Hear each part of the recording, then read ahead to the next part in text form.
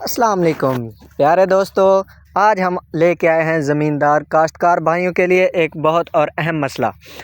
جیسا کہ آپ سب جانتے ہیں کہ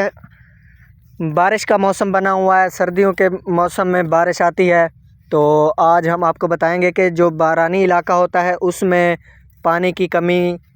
کے وقت جب بارش آ جاتی ہے تو کاشتکار بھائی جو ہوتے ہیں وہ پانی کی بچت کرتے ہیں، ڈیزل کی بچت کرتے ہیں اور نقصان کا سامنا کرتے ہیں۔ تو آج ہم نے آپ کو بتانا ہے کہ جب بارش آ جاتی ہے، بارانی علاقہ، یاد رہے کہ بارانی علاقے کی بات ہو رہی ہے کہ جب بارش آ جاتی ہے تو بارانی علاقے میں جو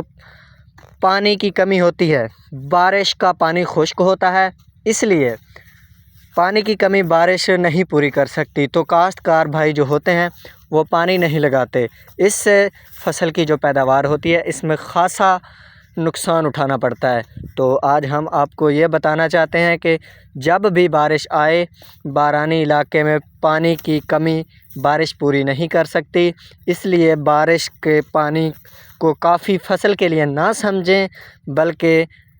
فصل کو پانی لازمی لگائیں۔ اس سے آپ کی فصل کی جو بڑھوتری ہوتی ہے وہ رواں دواں رہتی ہے اور آپ کی فصل جو ہے آپ کو نقصان نہیں دیتی اور کافی اچھی آمدن دیتی ہے۔ اگر آپ پانی کی بچت کر جائیں گے، ڈیزل کی بچت کر جائیں گے تو اس سے آپ کی فصل آپ کو وہ آمدن نہیں دے سکے گی جس کی آپ کو توقع ہوگی۔